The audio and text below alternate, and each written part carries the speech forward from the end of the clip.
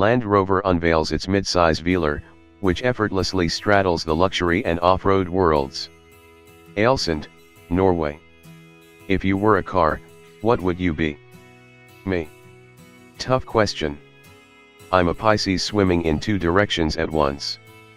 I'm one thing and also its opposite at the same time, meaning a blue-eyed, blonde girl in a dress and also a tomboy who loves track days and mountain bikes.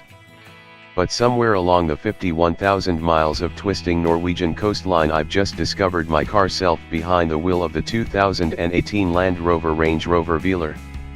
Derived from the Latin velare, which means to conceal, the name Velar was used for the original 1969 Range Rover prototype, a large, go-anywhere luxury SUV conceived in secrecy as the luxury extension of Land Rover. Secrecy was in order because who at that time would believe that a luxury SUV would fly? When it made its debut in 1970, the moniker Velar disappeared and the Range Rover was revealed. Nearly half a century later, the Velar name returns to fill a void for the British SUV maker. Born of what the car maker calls an exercise in design reductionism, the Velar at first glance you recognize, but can't place it, like a wonderful bout of vehicular déjà vu. Neither a small version of the almost full-size Range Rover Sport nor a large version of the Evoque, yet with irrefutable hints of both. The Velar nods to its Range Rover heritage while carving out new territory all its own. For all of its simplicity, the Velar has a lot going on, like this journalist, a study of contradiction. It starts elegantly with its long clamshell hood, then finishes with an assertive, powerful sloping rear. Its 113-inch wheelbase, the same as a Mercedes-Benz GLC, emphasizes functionality and gives the Velar a solid stance, but affords the interior a luxurious, airy quality that feels larger than it is. It's purposeful with 34.4 cubic feet of cargo space behind the second row, yet has the dramatic flair of a concept car on the floor of Geneva. Details such as flush, deployable door handles and the slimmest headlight clusters to come out of Land Rover add to its refinement. Viewed from any angle, the Velar is balanced and rational, but also a stunner. It checks off both the Watch Yo-Yo Ma Playbook and Camp at Lake Tahoe boxes. Even though it shares its same aluminum platform with the Jaguar F-Pace crossover, Land Rover added reinforcement for increased off-road capabilities. The Velar feels decidedly less car-like, and distinctly more like a Range Rover. One sits high up in the greenhouse, which affords the driver a broad and open vantage point, a trait that goes all the way back to the original 1969 model. The Velar's ride is lounge-wide, but the handling displayed chutzpah on the hairpins of the meandering Trollstigen switchbacks. All the while the cabin stayed Wimbledon quiet. Now we're talking. 0.8 engine options are available on the Velar globally, and 3 come to the US, including a 247 horsepower 2.0-liter turbo 4, as well as a 180 HP, 2.0-liter turbo diesel 4. You can opt for JLR's tried and true 380 HP 3.0-liter supercharged V6. No matter the engine, power flows to all four wheels through a ZF 8-speed automatic transmission that shifts deftly through its ratios. Switch to dynamic mode, turn the shifter into sport, and the ZF holds gears more like an F-type. The V6 can crack off a spry 0 to 60 in 5.3 seconds, but also can tow up to 5,500 pounds if asked. That's an air-cooled Porsche on a trailer. Adaptive damping takes the guesswork out of suspension adjustment, though the driver can choose to make those decisions on the fly. Tuned more like a sports car than an all-terrain vehicle, the Velar's double wishbone front suspension delivers both stability and stiffness. As a result, it's an agile and quick SUV. But the multi-link rear suspension, which features coil springs on 4-cylinder models and a 4-corner air suspension on V6 models, makes the Velar hardy and rugged. Depending on the suspension option, ground clearance is up to 9.9 inches, and this Rover is capable of taking a dip in up to 25.6 inches of water. Look, another fish that loves to swim. Negotiating gravel, rocks, ruts, and washboard roads is made easy thanks to a menu of electronic off-road features, including a low-traction launch system, active rear locking differential, hill descent control, and Land Rover's sophisticated all-terrain progress control software. Even up steep mountains in unpronounceable places like Standafjellet, a ski resort at the eastern end of Norway's Sunnmøre Alps, the Velar was comfortable and confident. It's so pragmatic off-road, and all this was on the optional Glamour Plus 22-inch wheels with street tires. 2018 Land Rover Range Rover Velar, first drive. The driver's seat is as refined and tailored as Land Rover design director Gary McGovern's Seville Rose suit, but so perfectly comfortable the headrest feels like Land Rover used my own pillow for the design. The perforated cut diamond pattern that swathes the interior surfaces takes shape in a Union Jack pattern that will be a Range Rover signifying symbol in future models. In addition to traditional Windsor leather, Land Rover partners with Kvadrad, a top-tier Danish textile company that collaborates with modern furniture design firms such as B&B Italia and Vitra, and whose ads grace the pages of Architectural Digest. Wool blends or sustainable myco suede cloth, of which even the staunchest celebrity vegan would approve, are an innovative and fashionable alternative to leather interiors on the exclusive first edition production run, of which only 500 will be produced. But stiff and stodgy this interior is not. And every high-end fit and finish beautifully complements some serious tech, exactly what you'd expect for a luxe sport ute with a base price of $49,900. A loaded-up first edition rolls in at a Range Rover-esque $90,295. The center stack, referred to internally as the blade, connects fluidly with the center console, and is comprised of two 10-inch touchscreens stacked on top of each other like horizontal iPads. Unlike Tesla's Model 3, here both screens seamlessly integrate into the dash with no hint of afterthought. There are a total of only 4 dials, the rotary gear shifter, dials on both driver and passenger side for adjusting climate control or whatever else is selected on the touchscreen, and the volume knob. Don't fight the knobs disappearing, like it or not, it's happening. The graphics on both screens are infinitely sharp and legible, and the interface is intuitive enough that even this non-early adopter could figure out how to find the in-car Wi-Fi password. The full-color heads-up display and 12.3-inch high-definition virtual instrument cluster worked in tandem with the infotainment system to help simplify use while driving, though the steering wheel controls were both push-button operated and touch-sensitive, so sometimes commands to change volume settings were made unintentionally. What could have come off as too many opposing personality traits, the Velar pulls together organically and with aplomb. It's the best of both worlds. Given that it's been the most consumer-configured vehicle on Land Rover's website before it's even on sale, it seems the Velar is connecting with a lot of people, not just yours truly. Land Rover says the first deliveries will take place before the end of September. Some things are simply worth the wait. The Velar's ultimate unveiling is one of them. Finally, I found you and me.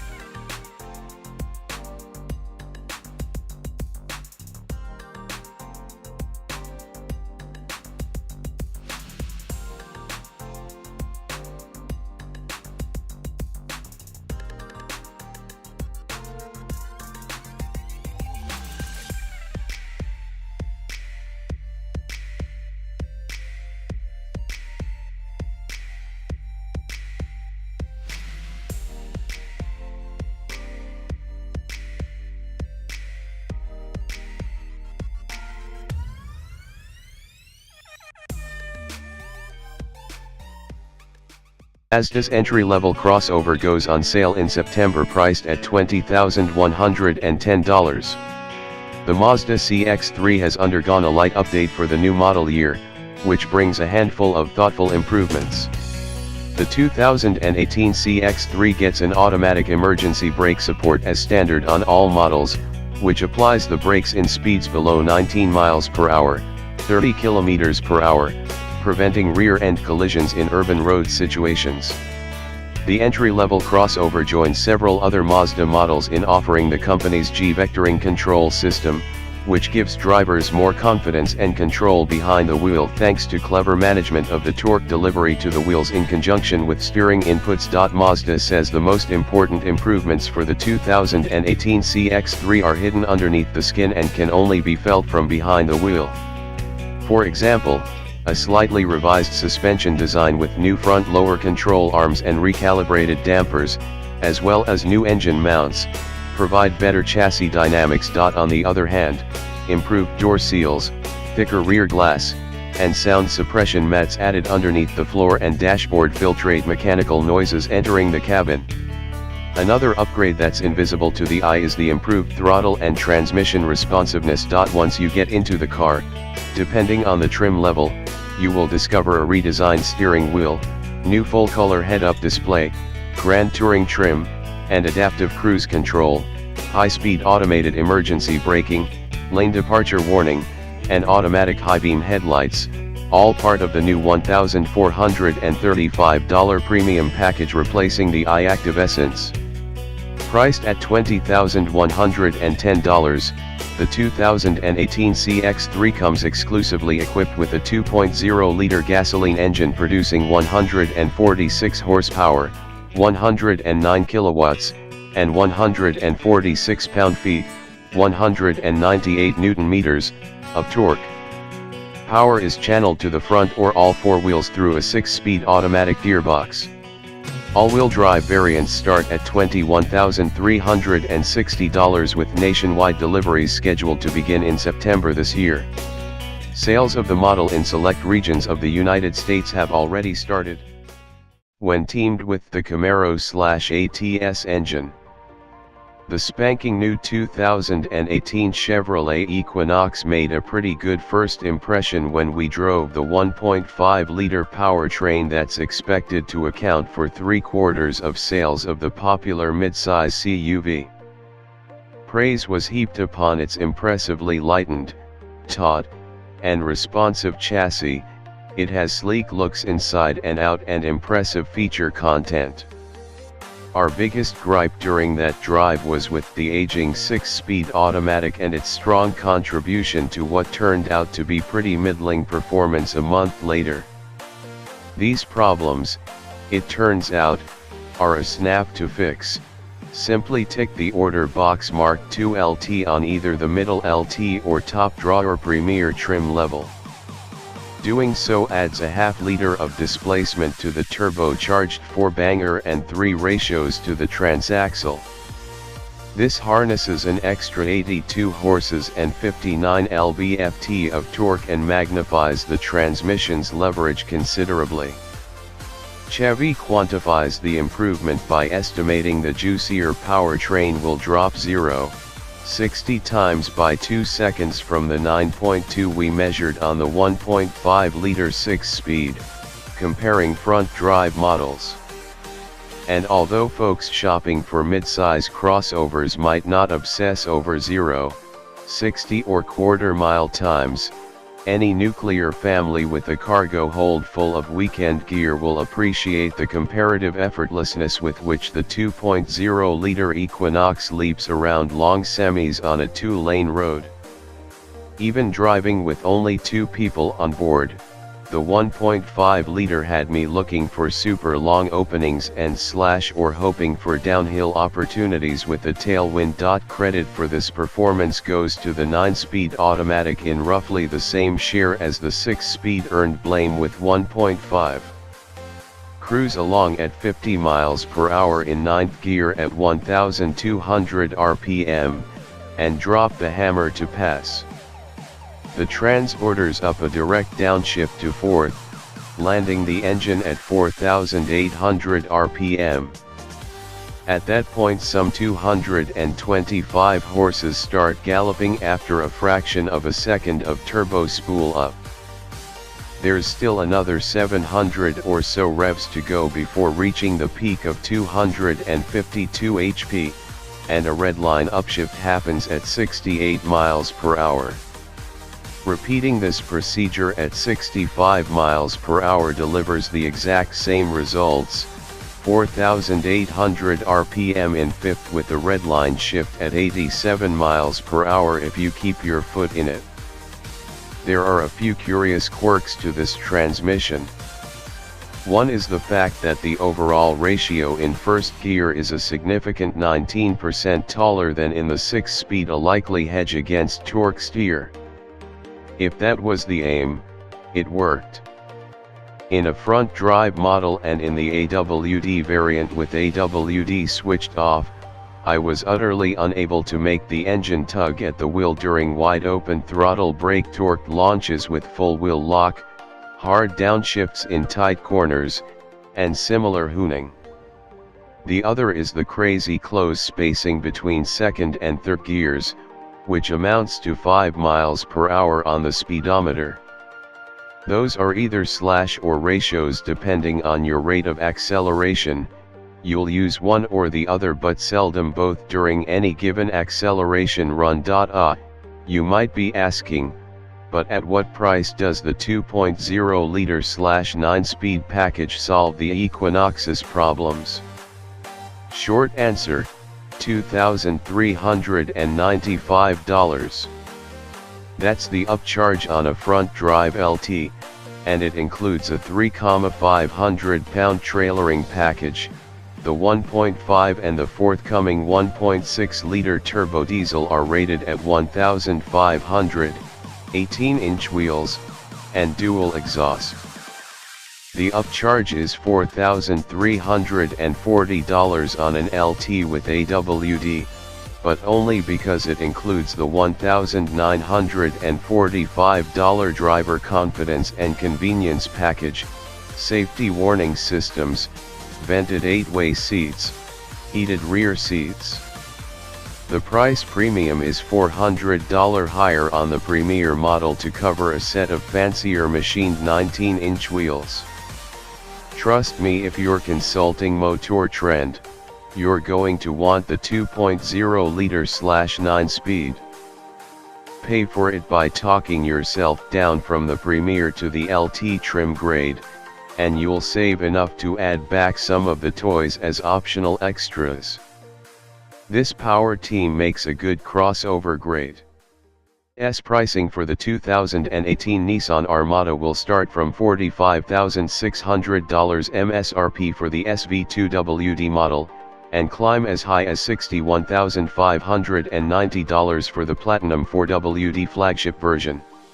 For the 2018 model year, Nissan has added Nissanconnect services as standard to the Armada, a feature that comes with an 8 multi-touch control display, HD radio, Sirius XM travel link, 3 years trial, enhanced voice recognition, hands-free text messaging assistant and additional USB ports for all 3 grade levels.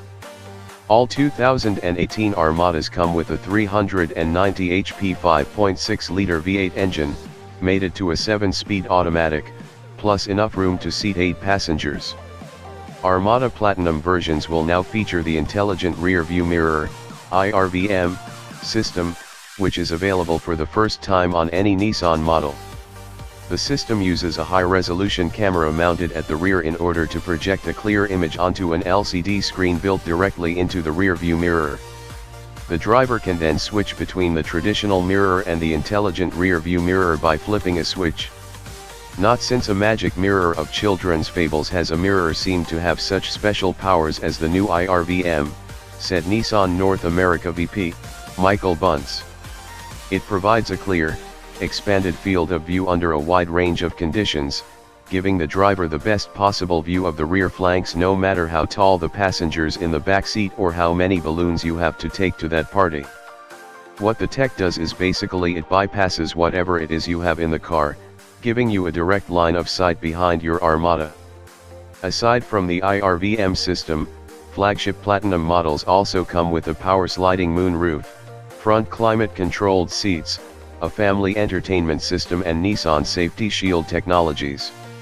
In the meantime, SL-grade models feature remote start as standard, as well as power 60/40 third-row seat, a power liftgate, 20 wheels and Nissan's intelligent around view monitor.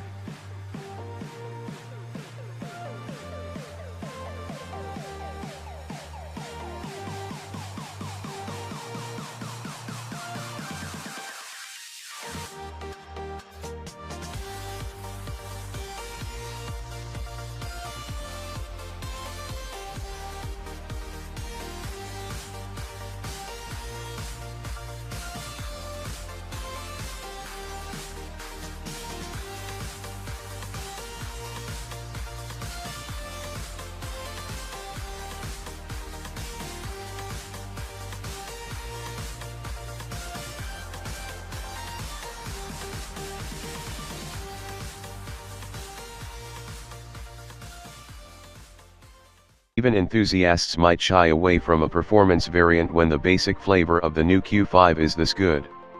Northville, Michigan. Earlier this year I had a blast with the Audi team out in British Columbia, driving very aggressively in the fantastic SQ5. SUVs and crossovers are increasingly closing the dynamic gap with sedans, and the SQ5 is the poster child for those improbably entertaining physics. Good as the SQ5 was, however, I remember pondering if the also greatly improved 2018 Q5 was really that much of a drop-off, in terms of real driving, in the real world. Thankfully, our Audi friends held a kind of refresher event right around the corner from my house, giving me the chance to get more wheel time in the Q5 and test out the theory. Pros. You only lose 0.8 seconds 0 to 60 time versus the SQ5. Less than 1 second. Granted, the S version of the Q5 does lots of other dynamically interesting things. But the standard version is so capable and nice to drive, the lack of an acceleration penalty makes me like it even more. I also love this stat because you don't see it coming from the spec sheet. With 252 horsepower and 273 pound-feet of torque from its 2.0T, I would expect the Q5 to feel a lot slower than the 354 HP SQ5, but it doesn't. Chill out in the cabin. Okay, I got ahead of myself talking about the performance, first. The truth is that most Q5 shoppers are going to be happy that the SUV feels quick, but actually love how quiet it is at speed, and how supple the ride quality is. I drove on a few of my favorite back roads in southeast Michigan, some of which aren't exactly glass smooth, and found the Q5 underpinnings wonderfully up to the job of filtering out harshness. I really love that kind of isolation, without resorting to soft squishiness in the corners, over long-haul drives. Packaged nicely. I'm a huge man. Despite that fact, I usually fit just fine in the front seats of most cars, the Q5 being no exception. More surprising to me was how well I fit in the rear seats. Not only are there knee cutouts in the seat backs for big legs like mine, the door apertures have been cleverly scalloped for easier access by those with big feet. Behind the rear seats there is also a very large, square-sided cargo area, whose 57.3 cubic feet of maximum storage seem to breathlessly await my next extravagant television purchase. Get the Navi. Opting for the navigation and telematics package, that's a fancy title, sets you back $3,000, but it's on my must-have list. This is your way into Audi Virtual Cockpit, the giant, easy-to-read instrument display, currently my favorite infotainment system in the whole wide world. It also allows for Android Auto and Apple CarPlay function, which is pretty much how everyone who plugs a phone into a car would like to interface with said phone. Cons. Is this the new one or the old one? Audi exterior design is usually a strong suit, but on Q5 the overarching theme seems to be demure. In a world where Lexus has love/hate grills and lighting elements and Volvo models seem to get more sultry by the minute, I'm not sure the staid looks are quite what it takes to get me out of bed every morning. Of course, If you like the plain German SUV wrapper of the last gen Q5, you might not mind that it's hard to tell the 18 car apart from it, at a glance. Tough crowd. You can't make a horrible choice buying a luxury SUV of this size, right now. The Q5 is excellent, but so is the Mercedes-Benz GLC and the Acura RDX. And, well, you might not trust the brands as much when it comes to reliability, but the Jaguar F-Pace and Alfa Romeo Stilivo are both exciting to drive, and lovely to behold. Competitors: Acura RDX, Alfa Romeo Stelvio, BMW X3, Jaguar F-Pace, Lexus NX, Mercedes-Benz GLC, Volvo XC60.